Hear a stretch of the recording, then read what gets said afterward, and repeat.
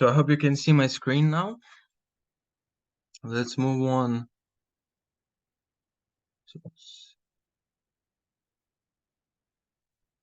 We are approaching the most significant chapter, which is the rational functions. But before getting to rational functions, we have to figure out polynomial function.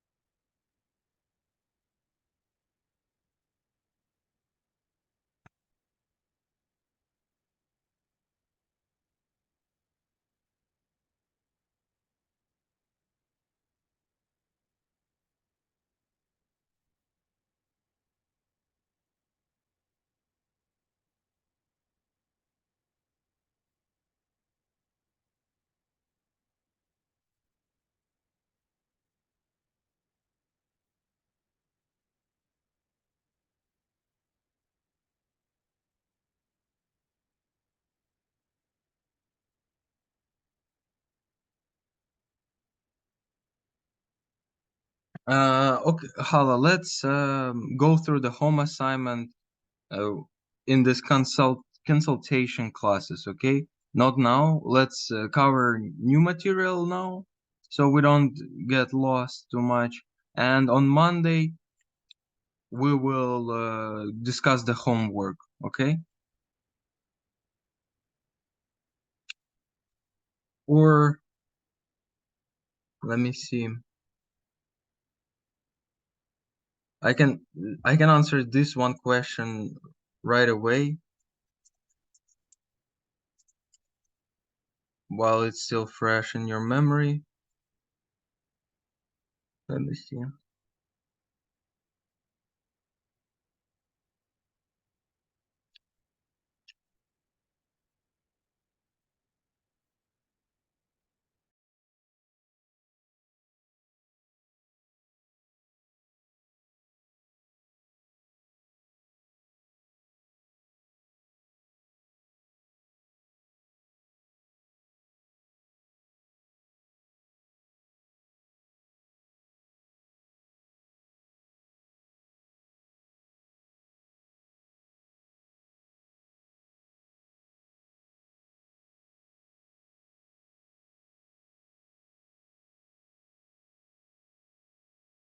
Okay, Hala, are we talking about question number 6,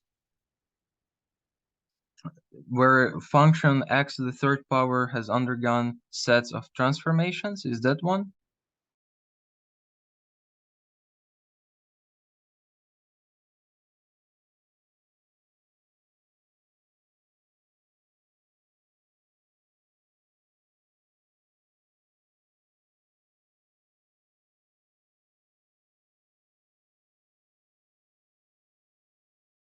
Okay, okay. What's your question? Question F or the whole part? Basically, this question can be answered using standard form of um, polynomial functions where we have coefficients a, k, c, and d. And if you remember, in that class, we discussed how each one of these coefficients um, affects the shape and compressions and stretches and translations of a graph. Basically, we know that I even attached here. Let me share my screen now. Here, I hope you can see it.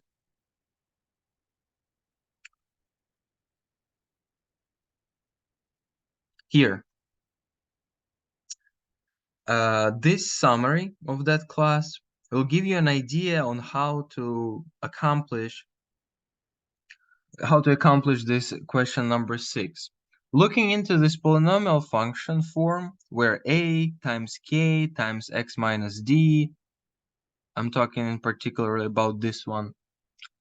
This is how your final answer should look like. It should look in like this form. For example, you already know that in that question, your polynomial function has power 3. So n would be 3, unless there were some specific transformations related to degree, but I don't think so. So then, talking about what else could you do with this function is, first of all,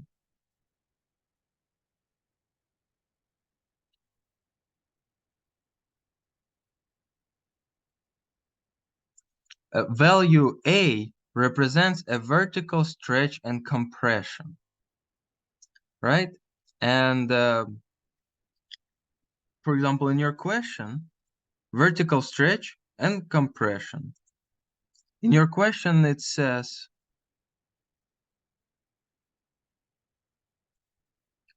vertically compressed by a factor of 1/2, horizontally compressed by a factor of 1/5. So here we can see the first step is a vertical compression, which is part of coefficient A, all right? And to know exactly what to write there, you have to refer to this unit where it says, for example, if you multiply by 1/2, it means you are compressing the graph by a factor of 2, right? Or etc. And basically, all that you're doing is you're looking into how each one of these coefficients affects the polynomial function and its shape. You figure out what value you should plug in there in order to perform specific transformations. And by doing them step by step, you're gonna get the final answer, because you can see first we compress and compress vertically and compress horizontally. At the final stage, we also stretch it horizontally. So for example, here it says horizontally compressed by a factor of 1/5, which means we multiply x by 5, and here it says horizontally stretched by a factor of 7. Then it means we divide by 7 for an instance. I'm not saying that it's exactly like it's supposed to be. In order to find the right solution, you have to review the class that we covered and look into how each one of these coefficients will transform your function. We talked through that in the class. I don't want to spend much time on it now. So I believe you just need to review it. And if by Monday you still have that question, I will show you example how to solve this type of problems, okay?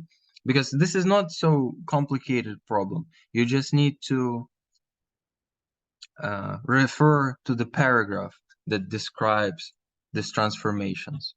And let me start sharing my textbook again. And if you look closely, it is unit 3.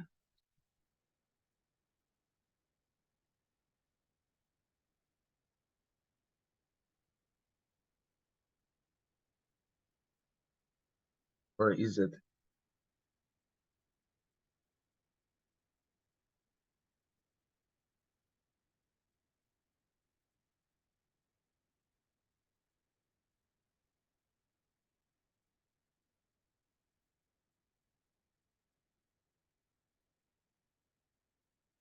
Here, you see, this is a unit that refers to these transformations that we covered. It's page 160, you can find it. It's mid-chapter review. Here. This chapter is page 154. Okay? Page 154.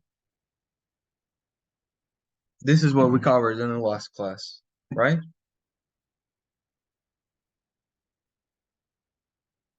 For an instance, apply that translation, subtract 2 from the x coordinate and 3 from y coordinate, right? And remember that when we stretch and compress, we are multiplying, and when we're translating, we are adding or subtracting, okay?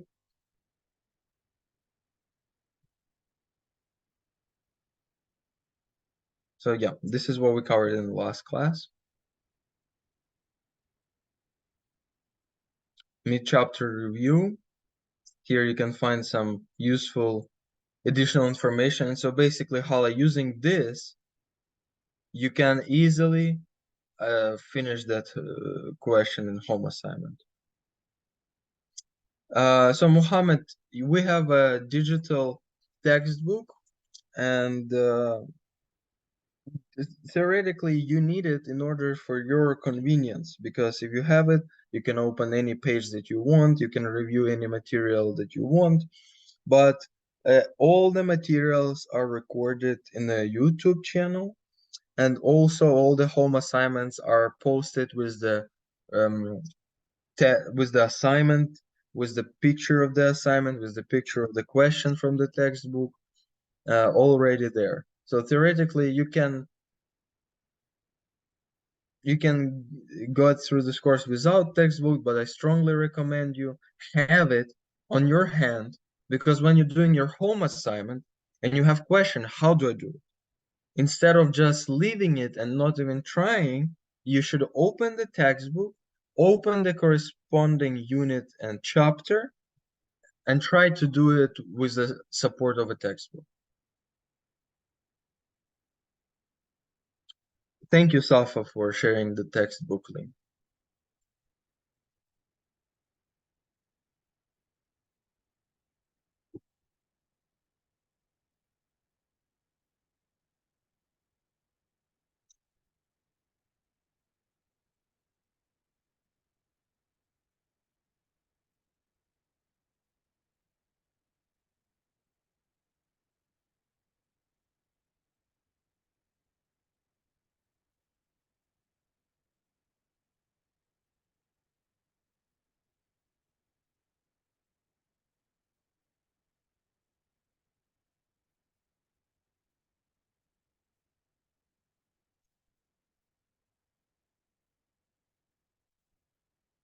So I want to ask you a question, guys. I believe that in grade 11, you already learned how to divide and factor polynomial functions. Have you done that? Because I remember in pre-required skills, Safa showed me how she can factor polynomial function, and she is being pretty successful with it. Correct?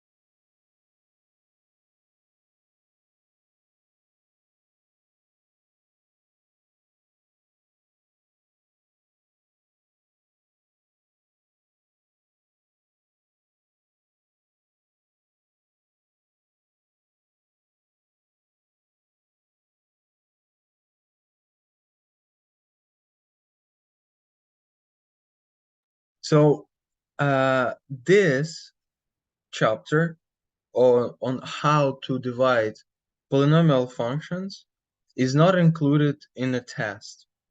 Okay? So this is just a useful skill to know how to simplify your polynomial function. And the thing is that in real life situation, you don't always need to know these methods. So if you allow me, I'm gonna skip it for now. We can get back to it later because it's not an essential part. Let's stick to factoring polynomials. because this is really important skill when solving polynomial equations. Remember, when we find the factored form of a polynomial, it gives us the roots of this equation, right?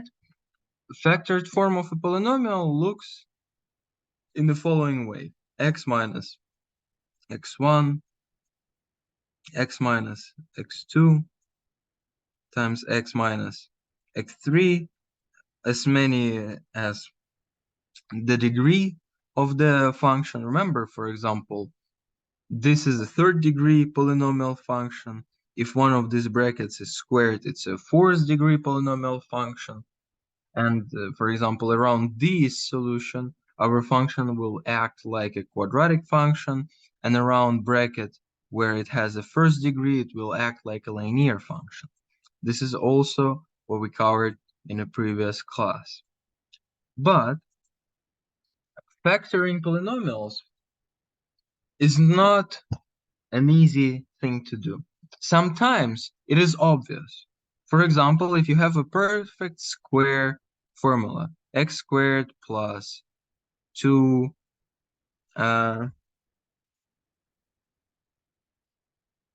x b plus b squared, right? This is a perfect square formula which can be converted into x plus b squared.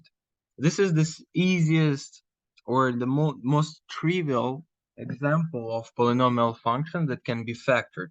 Sometimes it's not so obvious. So let's see how else can we do that. How can you determine the factor of a polynomial function of degree 3 or greater? How can you determine the factor of a polynomial function of degree 3 or greater? For giving polynomial function of a third degree, determine its value when x equals 2.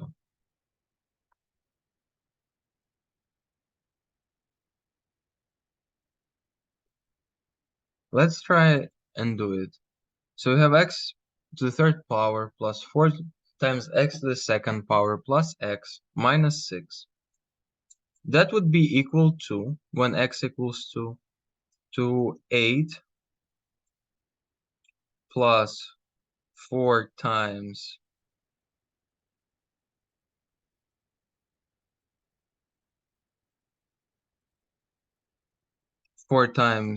4, because x squared is 2 times 2 is 4, plus 2 minus 6.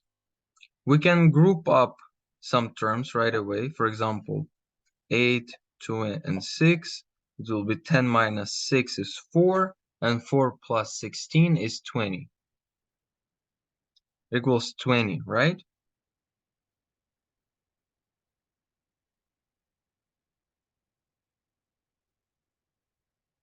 Do you agree with me?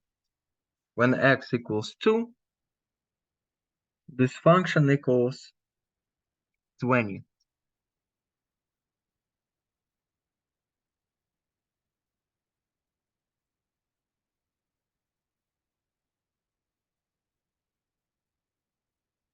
So this is the first step. Okay, now we know when x equals 2. Now let's try to determine the coefficient of f of x over x minus 2.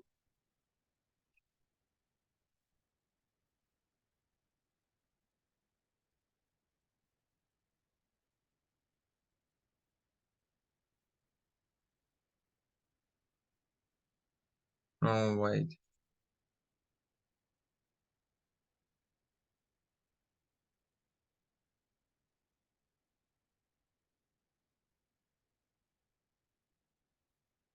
Sorry, guys, I think we actually need to know how to divide polynomials before we get to this part, right? Yeah, so let's do this today.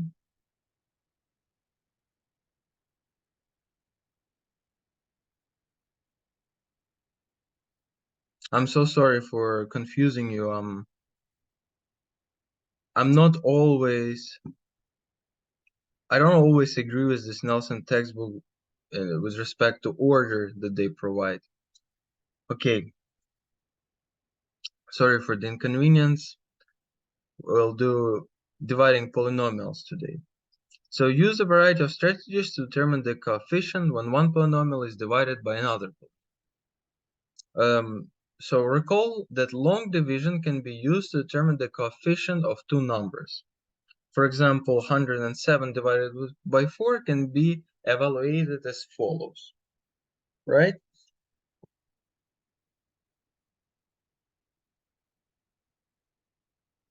First, we write down coefficient, the greatest number that we can use to multiply 4 in order to get 107. In this particular example, it's 26, right? 26 times 4 would be 80 times 24, 104.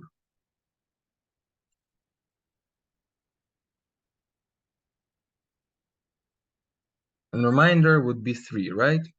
Using this long division method, you can see that first number, 2, we look into the nearest two numbers that we can subtract from, right? We have 4 as our divisor, and 107 is our dividend. So first two numbers that one or two numbers that we can divide by 4 is 10. Here, most numbers of 4s that we can fit is 2. That would be 8. So 10 minus 8 give us remainder of 2. Now we add the next term to it, 7. So, right, we left with 2, and 7 comes from the next line. So now we have to divide 27 by 4. How many 4s can we fit into 27? We can fit 6 4s, because 4 times 6 is 24. We cannot fit any more 4s in it, so it would be 27 minus 24. Result of it would be 3, which cannot be divided by 4 completely because it's already smaller than 4, right? So if solving it step by step, one more time, I will use notation that I've learned, but you can use this notation. The way I did it is I write 107 like this, and I say that I divided by 4, right? I divided by 4. I look into nearest number that can fit 4 in it. 1 in front cannot fit 4 in it. So I have to take 2 digits first. 1, if it was 4 in here, then I will write simply 1, 4 minus, etc. But we have 107. So I need to take first 2 digits. So it's 10. How many 4s can I fit into 10? Maximum of 2 4s. So 10 minus 8. Result is 2. Next digit that is coming here is 7. Now I have 27. How many 4s can I fit into 27? I can fit 6 4s. 27 minus 24, right? Result of it would be 3. How many 4s can I fit into 3? None of them. 0 I can fit. Next step, you can start writing at decimal places. I would have an additional 0, but now I'm writing in decimal places. We're not interested in decimal places. We're interested in remainder. And remainder is 3 in this particular example. Remainder is what is left over from operation of division. Basically leftover. Every division statement that involves numbers can be rewritten using multiplication and addition. The multiplication is the coefficient and the addition is the remainder. For example, since 107 equals 4 times 26 plus 3, this is our remainder, then 107 divided by 4 equals 26 plus 3 divided by 4. Do you agree? 107 divided by 4 would be equal to 26, our whole part, and 3 divided by 4, the remainder. Yes, so no, Mohammed, it won't be 26.3. If you divide it to the decimal point, it would be 26.75,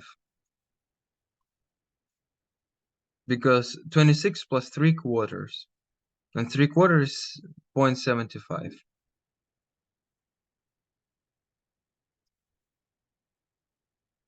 Basically, that's how you used to work with the remainder in regular numbers, right? But what if I tell you that you can use the same technique when working with polynomial functions? That would be crazy, because in polynomial functions, you know that you have not only some numbers, you also have independent variable x, right? So how can you use a similar strategy to determine the coefficient of the following division? Please take a moment to look at the screen and try to see the similarities in the methods that they use. For example, here, you have to focus on the first terms of the dividend and the divisor, right? As we did for numbers, we focused on the first digit, but now we focus on the first terms. We have to determine the coefficient when these terms are divided. Here, the first term of the dividend is 3x to the third power, and the first term of the divisor is x, right? So if we divide one by another, what is going to be left behind? Since 3 times x to the third power divided by x equals 3 times x squared, this becomes the first term of the coefficient, right? Place 3x squared above the term of the dividend with the same degree. This is important that you can see that 3x squared is positioned above 5x squared. And it's logical because the result of this division should have one less degree than the initial polynomial function. You can see that this initial polynomial function has degree of 3, right? And we divide it by polynomial function with degree 1. As a result, we're going to have polynomial function of second degree, because 3 minus 1 is 2. So we figured out for the first term. First term would be 3x squared. What about the next step?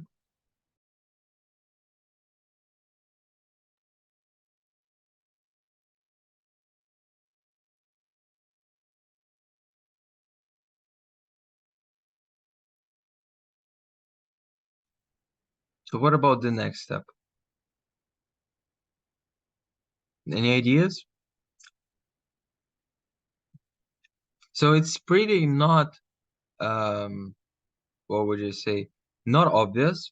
What we have to do is to multiply 3x squared by the divisor, right? So divisor is x minus 3. So let's talk it through. First step, you look into first terms in the divisor and dividend, right? Then you figure out the first term of the coefficient by dividing the first term in the dividend by the first term in the divider. This is the first step. Now, once we know this first term of the coefficient, we have to multiply our divider by this coefficient. As a result, we're going to have x minus 3 times x minus 3 times 3x squared.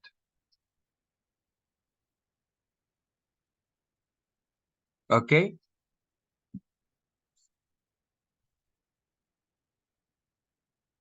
By doing that, you're going to see that you're going to get 3x to the third power minus 9x squared. And I strongly urge you guys, please write down this solution along with me. So step by step, first step, highlight first terms, figure out their coefficient, then use this coefficient to multiply it by the divider. Feed this divider underneath the corresponding terms. Make sure that you line up like terms, 3x to the third power minus 9x to the second power. You have to line them up on top or below the corresponding degree of a polynomial function. You see, 3x to the third power divided by 3x to the third power, 5x to the second power, 9x to the second power. Sorry, we are not dividing here exactly. We're subtracting, right? Remember that we are subtracting here. And this is also really important part to remember, that you have to subtract this product from the dividend. You see? So we had 3x squared minus 5x squared treated as if it was in the brackets minus 3x to the third power minus 9x squared.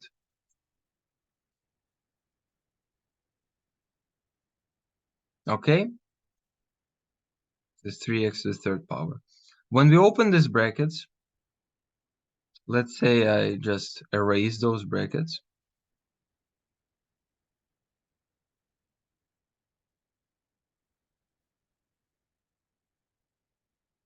When we erase those brackets, we're going to see that this minus in front of 3x to the third power will simplify with this term, and this minus in front of 9x squared will turn into plus, right? If we had minus in front of the brackets, it affects signs inside the brackets.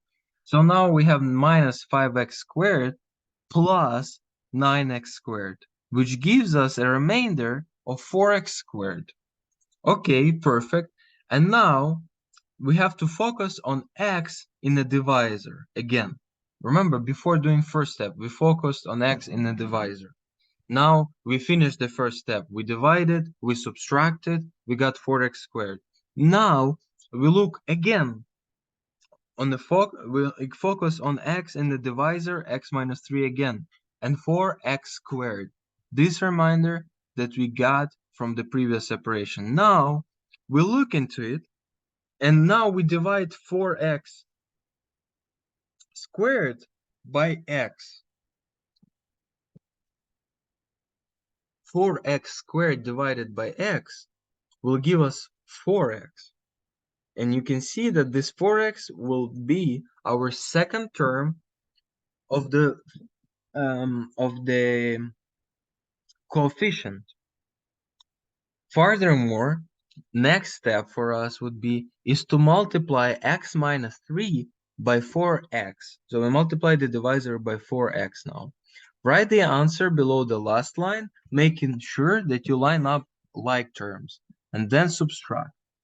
Again, that's what we're doing. 4x squared minus 12x is nothing more than x minus 3 times 4x. Okay? In this case, again, we have a reminder of 5x. Can you see that? 5x is left behind. And I'm pretty sure now you already know what would be your next step. You divide 5x by x, and your final term would be 5. Okay?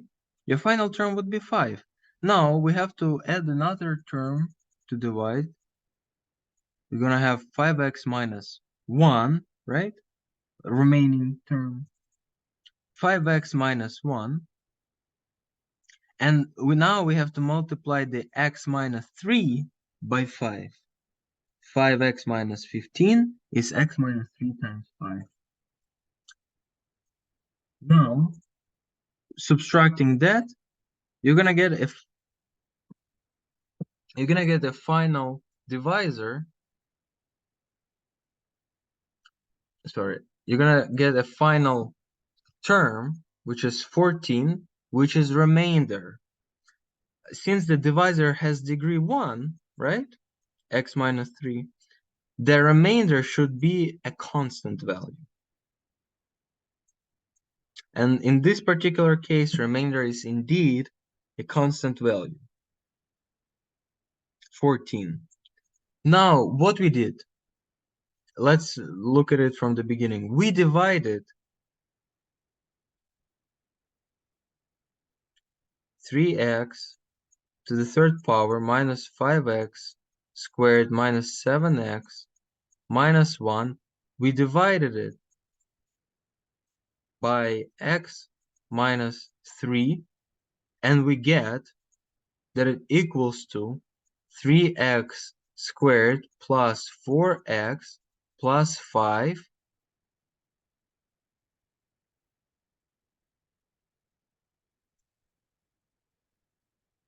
plus 14.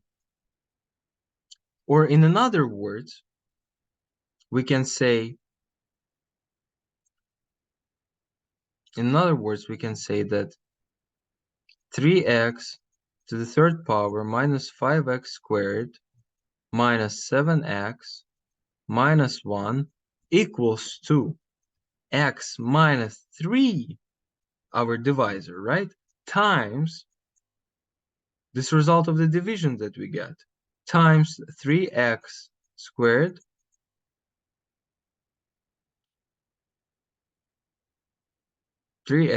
plus 4x plus 5 plus remainder of 14 that we got in the final step, right? So we figured out that we can factor this third degree polynomial function as first degree polynomial function x minus 3 times second degree polynomial function 3x plus 4x plus 5 plus 14, our remainder.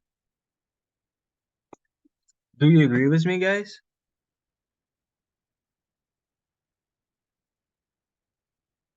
In order to check whether your solution right or wrong, what you can do is to expand these brackets and see if left and right hand side are equal. This is really important step, guys, to understand how this stuff works. And if anyone has any questions or you think I described it poorly, because this algorithm is pretty much confusing at first, but if you get it, basically how I remember it, you have two simple steps. Look at the first term with x, here and there. Divide one that we are dividing by the divisor. That would be your first term. Now use this term to multiply the divisor. Get the first two terms, 3x to the third power minus 9x squared. Subtract it. Get the next term. Now divide this term by x. Find your consequent term. You're going to get 4x. Now again multiply the divisor by 4x and do the subtraction again. So basically, looking at the first term, dividing by the first term in the divisor, then subtracting, then looking at the next term, dividing it by the first term in the divisor, multiplying, subtracting, repeating. So basically, divide, multiply, subtract, repeat. Divide, multiply, subtract, repeat. That's the algorithm. Divide first term by the first term, then multiply divisor by the first term in the coefficient, subtract, repeat. Any questions about this, guys? Please copy down this example so you have a good view on that, how to do this. If you already knew it before today's class, please let me know. Let's make a really short break, like 5 minutes for everyone who needs to do their stuff, and we'll get back to it, okay?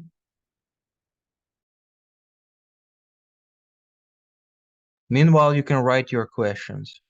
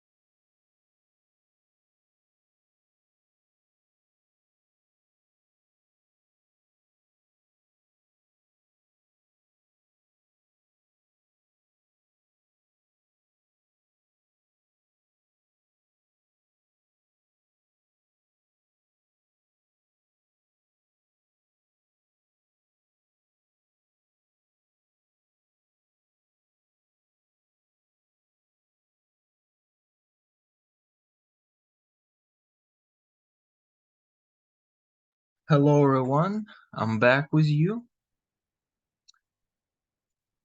So guys, did you copy down this solution for further reference?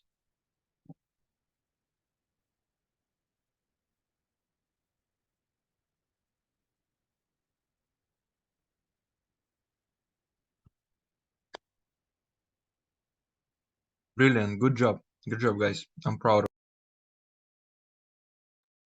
Okay, so if no questions about this, how to do this, we'll move on. Using synthetic division, however, we can review. Yeah, let's look into this example too, but I'm telling you, it's better to master one of these methods rather than knowing all of them. Because if you know all of them, you can get confused. So what we do in the synthetic division is, it's an efficient way to divide a polynomial by a binomial of the form x minus k. So basically we're finding the proper binomial right away. This method is applicable only when we're dividing by binomial. For example, if you divide polynomial of a third degree by polynomial of a third degree, it wouldn't work out. Okay? In this case, when you work with binomials, which is the most widely spread example, synthetic division is an efficient way of doing it. First, we have to do is to create a chart that contains the coefficients of the dividend. So, for example, 3 minus 5 minus 7 minus 1 is the coefficients of the dividend, 3x to the third power minus 5x to the second power minus 7x minus 1. You can see that here coefficient is 3, here coefficient is minus 5, here coefficient is negative 7, and here coefficient is negative 1. You create a chart that contains coefficients of the dividend as shown. The dividend and binomial must be written with the terms in descending order by a degree. So first comes the third degree, x to the third power coefficient, then comes x to the second power, then x, and then zero's degree, right? So basically 3, 2, 1, 0. Descending order. Bringing the first term down, you can see that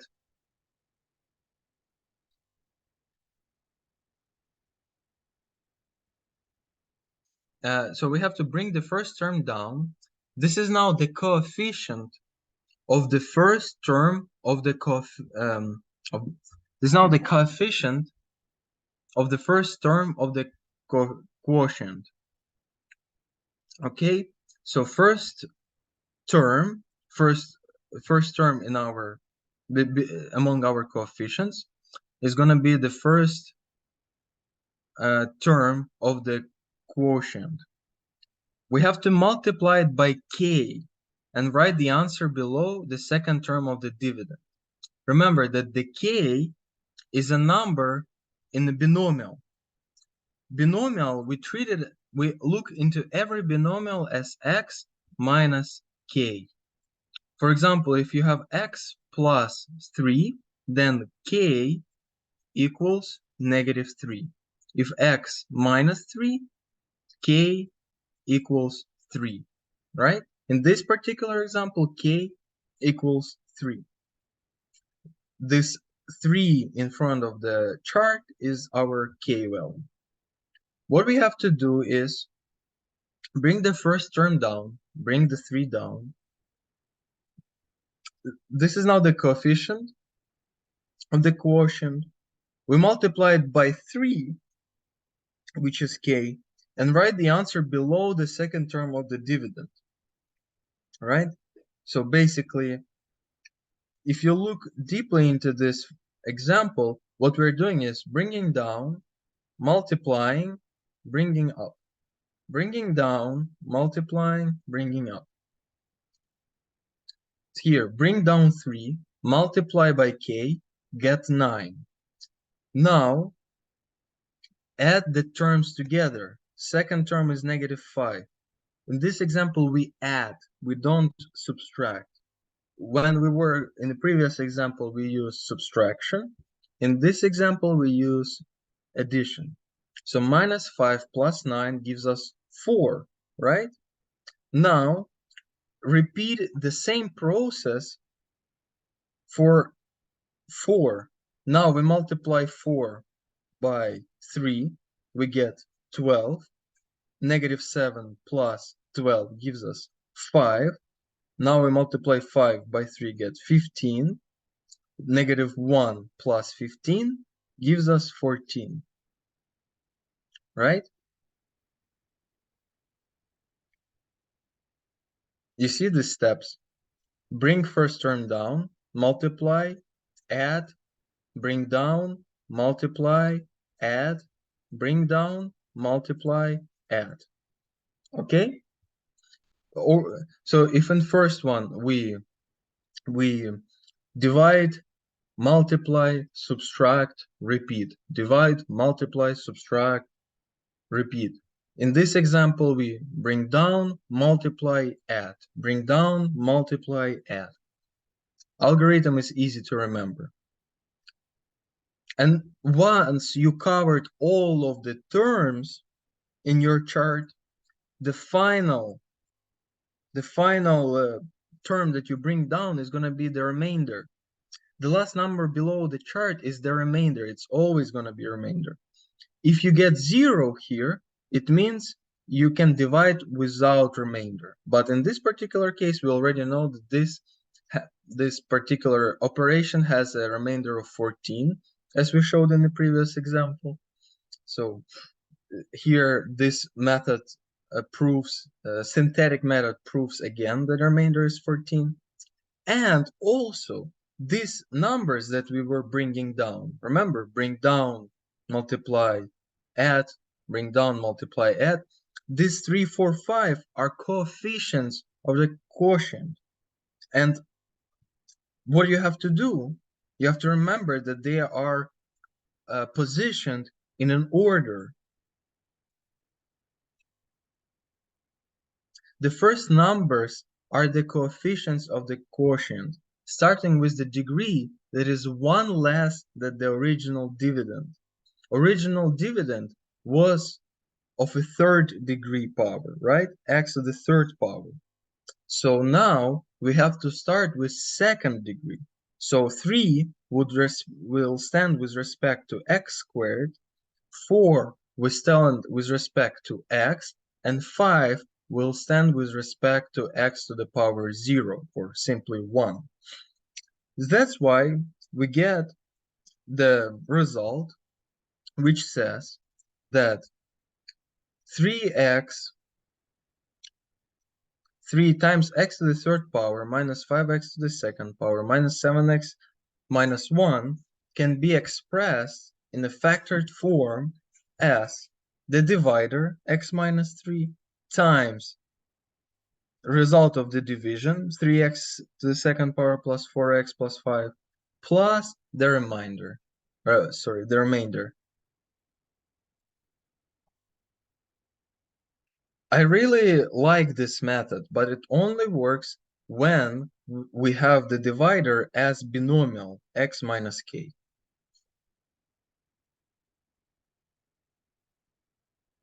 Any questions about this method?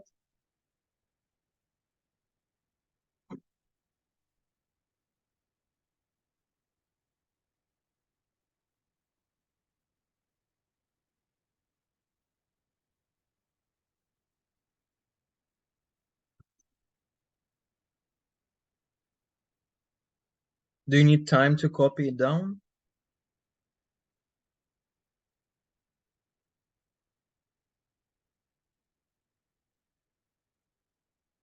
Okay, silence means picture is okay, good. But I strongly recommend you to use your handwriting, because for me, handwriting helps to memorize better. It's my personal advice to you. I only require your handwritings for your home assignment and tests, but in class, of course, you can do screenshots as soon as we study online, etc. But my personal advice, use pen and a pencil and a paper because your brain works better that way. It's not because I want you to work harder, it's because I want you to remember better. It's not so hard, and I trust me. You do it once, you're gonna love it so much because numbers are so fun to work with. It's much more interesting than writing sentences in English classes because numbers, it's something that describes the reality in organized way, and I really like writing them down. And I honestly, I get a pure joy after solving some problems. When you do all these steps, and as a result, you get an answer that is right answer, and it seems like a pure magic that you do these mathematical operations and get right result. Okay?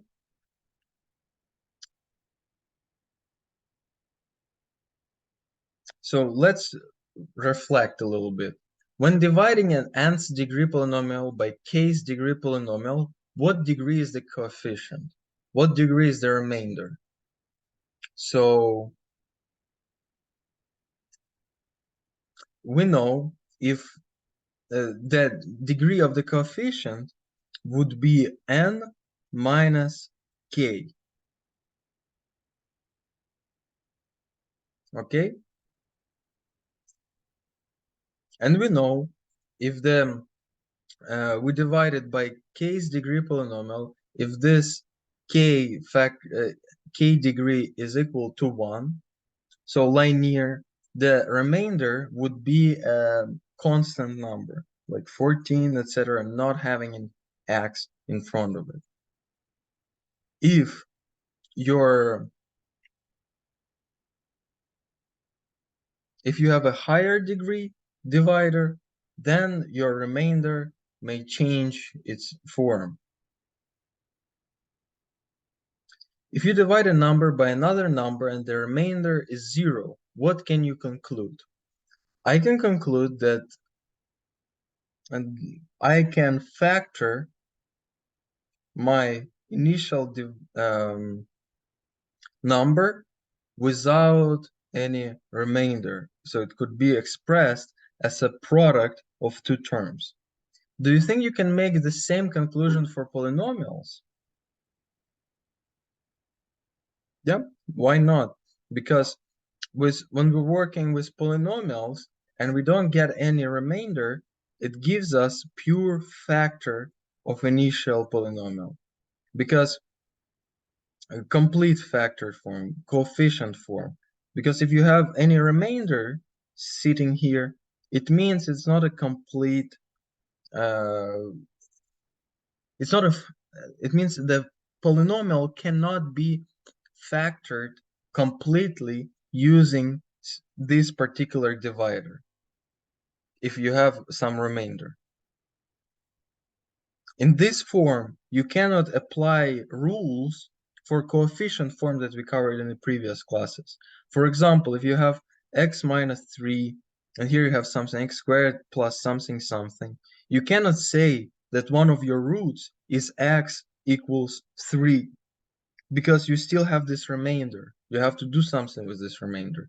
So in this particular example, analysis of coefficient form cannot be applied if you have the remainder, because it's not a complete coefficient form. Remember, in complete coefficient form, all terms are multiplied and we don't have any remainder. If you had a divisor of x plus 5, what value of k would you use in synthetic division? As we remember, for synthetic division, we use form x minus k. If we have the divisor x plus 5, x plus 5. Then k should be equal to negative 5. Do you agree with me? Because we have x minus k, basically x minus plus 5. Sorry, basically in order to get x plus 5, we have to do x minus 5. That would be x plus 5. So k equals negative 5. Hope no questions about that. Selecting a strategy to determine the remainder in polynomial division.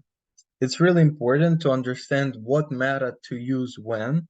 Here, you can see that we're dividing by a quadratic polynomial function, which means we cannot use the synthetic method because it works only when dividing by binomial. So we're going to use the standard long division method. Write the terms of the divider and the coefficient in descending order. This is very important because you see in initial formula, divider and dividend are not in polynomial notation. Remember, this is even farther back into our classes. We talked that the proper polynomial notation has a descending order of a degree of terms. So we have to rewrite it 5x minus 2x to the third power plus 3 plus x to the fourth power. We have to rewrite it as x to the fourth power minus 2x to the third power plus 5x plus 3. And only then we can use it in our method, as you can see it here. One more interesting fact that you can see that descending order does not include x to the second power. We have x to the fourth power, third power, second power is skipped, it's not here. This is the first power, and this is the zeroth power. What it means? It doesn't actually mean that x squared is not there. Since there is no x squared term in the dividend, use 0 as the coefficient of x squared, right?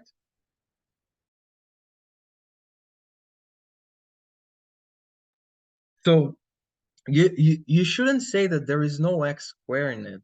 For your convenience, just say coefficient of x squared is 0 in this example.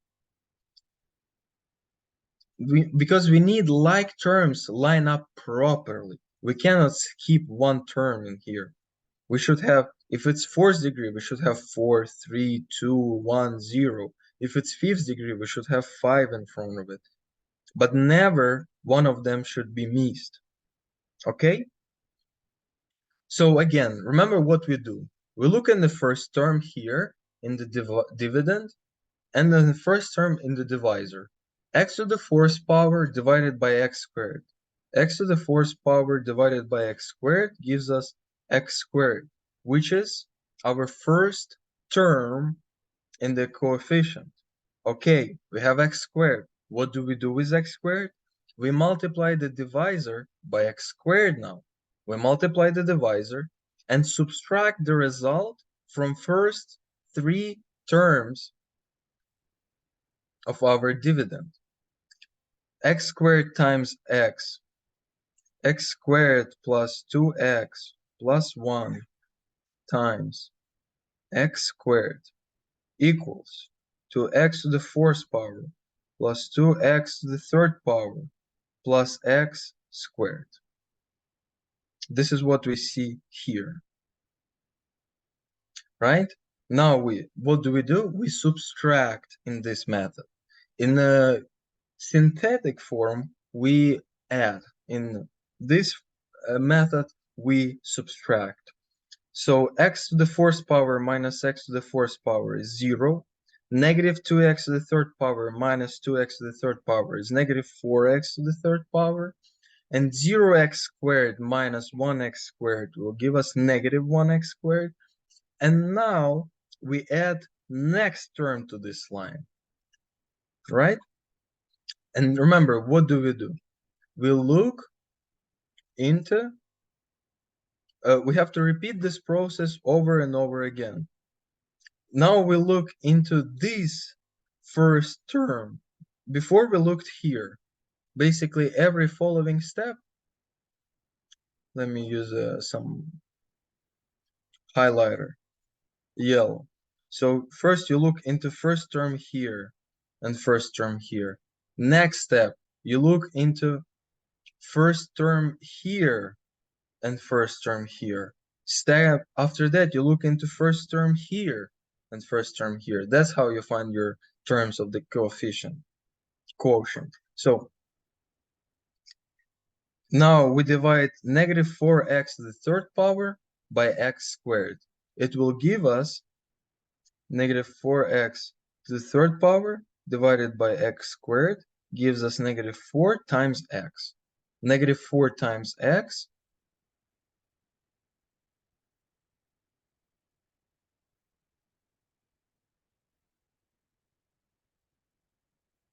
negative 4 times x comes as a coefficient, right?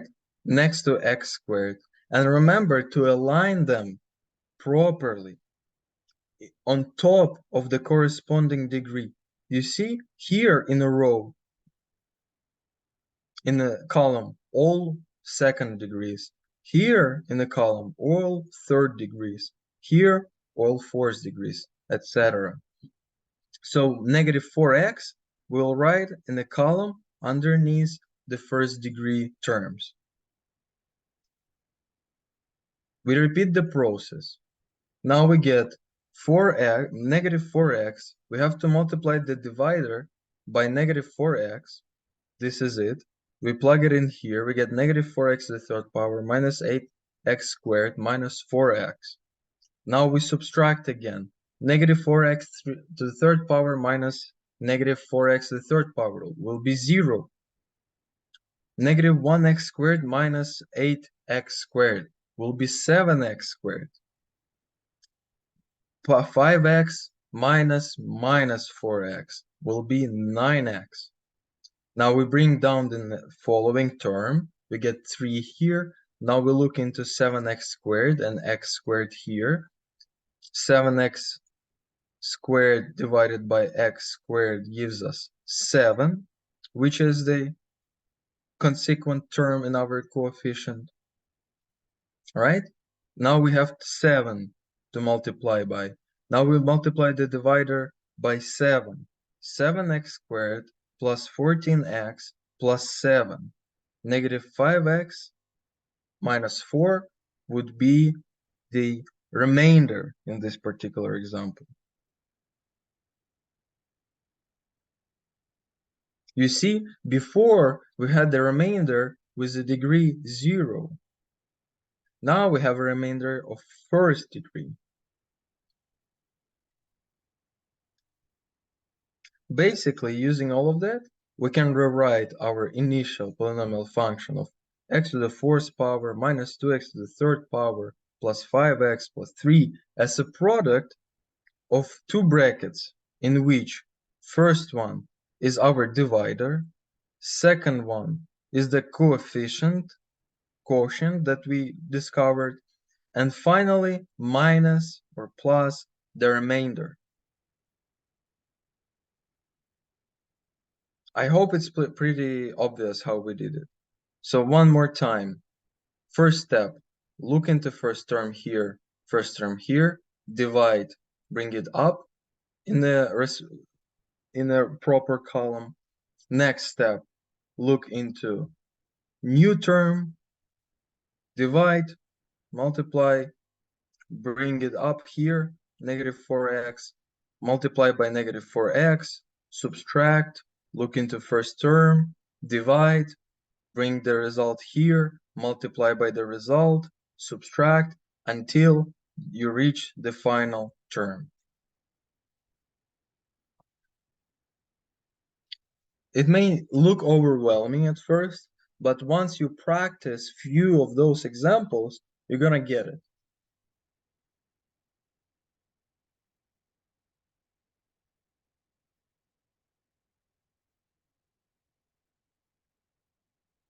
Okay.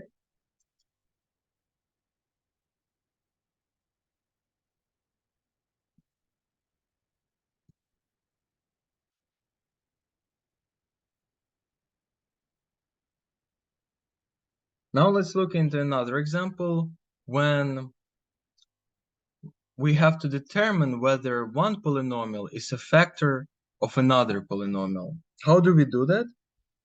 Pretty much what we have to see that the remainder equals 0, right? If the remainder equals 0, it means that the given polynomial is a factor for the dividend, right? As well as with regular numbers. If your number can be divided by some other number without remainder, it means it's its factor. So basically what you do here, first of all, you have to write it in a consequent order. You're going to get x to the fourth power minus 2x to the third power plus 13x minus 6. Remember to fit missing degrees here. So I would add 0 times x to the second power plus 13x minus 6. This is what I'm going to use in my synthetic method. Again, writing down the terms in a chart. Here is coefficient 1, -2, 0, 13, -6. And remember that you have to keep in mind the k factor. K is -2 because we're dividing by binomial, right? So what do? Bring down, multiply by k, bring up, add, bring down, multiply by k, add, bring down, multiply by k, add, bring up, multiply by k, add. And in this particular example, you can see that the remainder is in fact 0. -6 plus 6 gives us 0. So we can make a statement that x plus 2 is a factor, and so is x to the third power minus 4x squared plus 8x minus 3. How do we do that? Remember that these first terms are coefficients of our factor. Here you write x to the third power, 1 less degree. Here you write x to the second power. Here you write x to the first power. Here you write x to the power of 0. So as a result, we successfully factored 13x minus 2x to the third power plus x to the fourth power minus 6. This guy. We successfully factored it by x plus 2. And we even got the second bracket, as you can see here. Any questions about how to check whether one polynomial function is a factor of another one?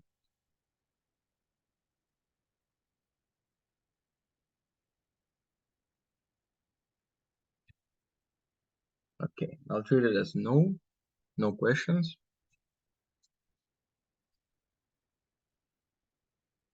So select your strategy to determine the factor of polynomial. So this is very important part because that's why we're doing it. Because when we have some big, huge polynomial, we always want to factor it, break it into products so we can see its zeros, so we can see more properties of it than we can get from expanded form. 2x plus 3 is one factor of a given function. Determine the other factors. Then determine the zeros and sketch a graph of the polynomial. So what we do, first of all, we have to bring it down to binomial form in order to find k value, right? To use synthetic division, the divisor must be of the form x minus k. In this example, it's not x minus k, it's ax minus some number. So in order to bring it, we have to factor 2 outside of the brackets, and inside the brackets, make it look like it's x minus k. You can see that in this example, k turns out to be -3/2. We write the divisor by dividing out the common factor 2, the coefficient of x. The division can now be done in 2 steps. So what are these 2 steps? Again, we write down the coefficients in the chart, k factor in front of it, bring down, multiply by k, add, bring down, multiply by k, add, bring down, multiply by k, add, right?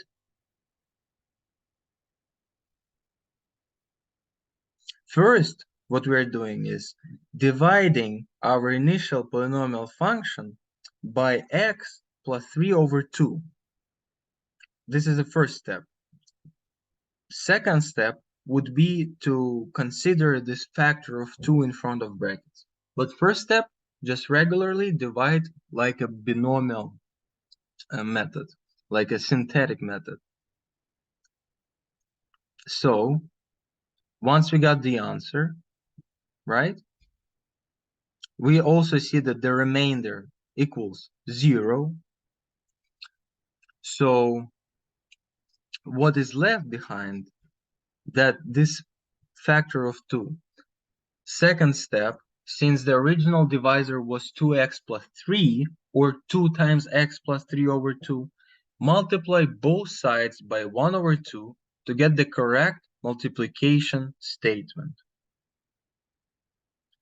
Okay, we have to multiply both sides by 1/2 to get the correct multiplication statement. Notice what this means. We only needed to divide our solution by 2 in the synthetic division.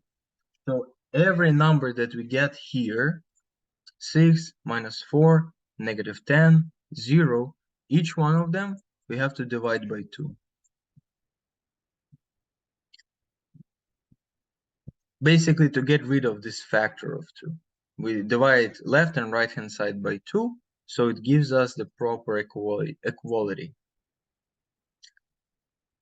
Here, you can see that it will give us a new set of terms, and there is no remainder, which verifies that 2x plus 3 is a factor of the dividend. Do you agree with me? Here is expanded form, where this process of the division is showed step by step. This is our initial factor that we found out from this step. We divide each term in it by 2, and we also divide left hand side by 2, so this 2 gets crossed out. Oh no, not this 2. This 2, because initially we divided by x plus 3/2, but now we divide by 2 additionally to get the proper equality. You can see that the result is 3x squared minus 2x minus 5 plus 0, which means no remainder. And what do? We have to factor the coefficient. We already know 2 coefficients. 2x plus 3 is our initial divider. And second one we found in this step, 3x squared minus 2x minus 5. How do we factor this coefficient? Does anybody knows?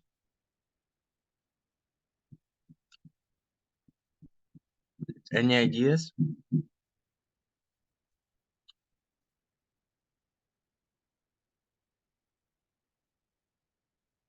Because this is what you were supposed to learn in grade 11.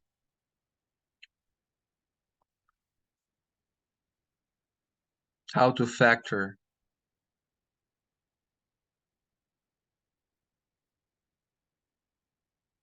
So basically, one of the methods is to find zeros of this quadratic function, 3x squared minus 2x minus 5. You find zeros and rewrite it in a coefficient form, where is x minus x1 times x minus x2. x1 and x2 are the roots of this quadratic function for 0. And as you can see, we're gonna get these two nice little brackets. And since we got the perfect factored form, coefficient form of a polynomial function. Before that, before factoring it, we got this general form, 6x to the third power plus 5x squared minus 16x minus 15, which says nothing to us except for degree of the third power. But now having the coefficient form lets us find the zeros easily. One of the zeros, -1, x minus x1 here. So since we have +1, so x1 equals -1. Here, 3x minus 5, if we factor 3 out of the brackets, it will be x minus 5 over 3, so our 0 is 5 over 3. And 2x plus 3, if we factor 2 outside of these brackets, we're gonna get x plus 3 over 2. Since it should be minus here, it gives us -3 over 2. So now we have 3 zeros of our initial function, and we also know that it has degree 3. So what do we know about odd degree polynomial function? That their end behavior is opposite. So one side tends to positive infinity, and one side tends to negative infinity. Also, we know that this graph crosses the x-axis 3 times because it has 3 zeros. And we also know that the leading coefficient here is positive, right? Which means left-hand side will be on negative infinity, right-hand side will be on positive infinity. If it was negative leading coefficient, it would be other way around. It would look like this. But it's positive, so it looks like this. So first it grows, it crosses the x-axis at point -3 over 2, then turns around, crosses the x-axis at -1, goes down, down, down, that turns around and crosses the x-axis at 5 over 3 again. And after that, it no longer has turning points, just traveling to positive infinity indefinitely. So we use the zeros to locate and plot the x-intercepts. Basically, you know, what you do once you found this coefficient form, you find the zeros and you plot these points on your coordinate axis like this. And then you just sketch your graph through these points. Use the zeros to locate and plot the x-intercepts. Determine the y-intercepts, and in order to determine the y-intercepts, you have to set x equals 0. Plot this point as well. So what you do, basically, let me zoom in a little bit. Let's say you found all the zeros. You go ahead, you take your pen, you say 1 0 would be here, 1 0 would be here, 1 0 would be here. Okay. Now you say, what are the y-intercepts, or FO0, when x equals 0? Okay, you find this point, y equals something. Now you have enough points, an understanding of how this graph should look like based on the leading coefficient and its degree. So you can just sketch your graph crossing through these points. It doesn't mean that your sketch is properly representing the shape, because we don't know where the turning point is, right? We don't know these vertices. We don't study this. We just learn to sketch them based on the main characteristics such as zeros, x-intercepts, y-intercepts, leading coefficient, degree of a polynomial function.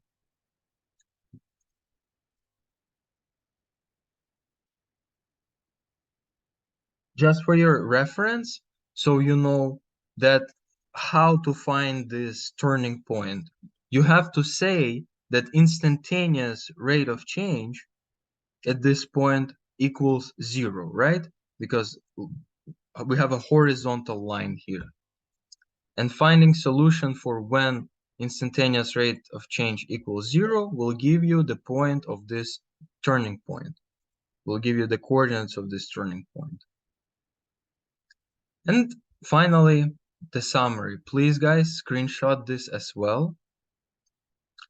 Meanwhile, I want to screenshot the schedule that we came up with.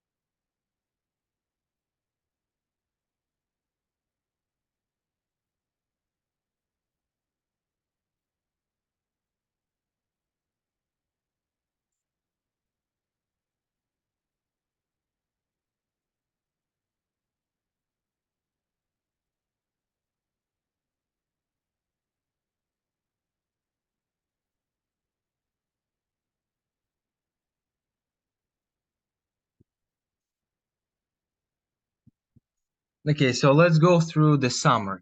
Polynomials can be divided in much the same way that numbers are divided. What do you need to know? First of all, polynomial can be divided by a polynomial of the same degree or less. It basically means that you cannot divide polynomial of fifth degree by the polynomial of degree 6. Okay? But you can divide polynomial of fifth degree by the polynomial of fourth degree. Synthetic division is a shorter form of polynomial division. It can only be used when divisor is linear, right? So binomial x minus k or ax minus k. When using polynomial or synthetic division, you should know terms should be arranged in descending order of degree in both the divisor and the dividend to make the division easier to perform. 0 must be used as the coefficient of any missing powers of the variable in both the divisor and the dividend. For example, if your polynomial function does not include x squared, simply say it includes it, but the coefficient in front of x squared is 0. Okay? And use it in your charts because you need it in a descending order. If the remainder of polynomial or synthetic division is 0, both the divisor and the coefficient are factors of the dividend. And that's what we should look for when you have to factor some polynomial function. In most cases, you want the remainder to be 0. And this is the end of the class. If anyone has any questions, feel free to ask right now. Otherwise, we'll see each other on Monday.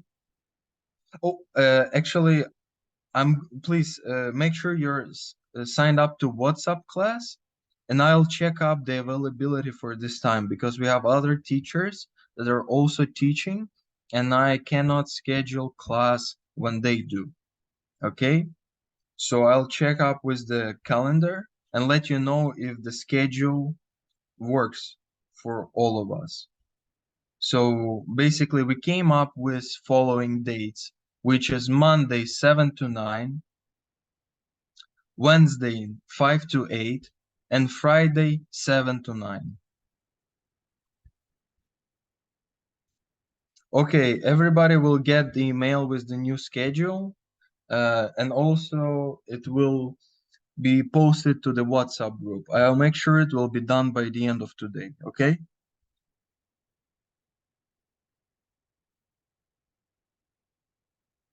Good.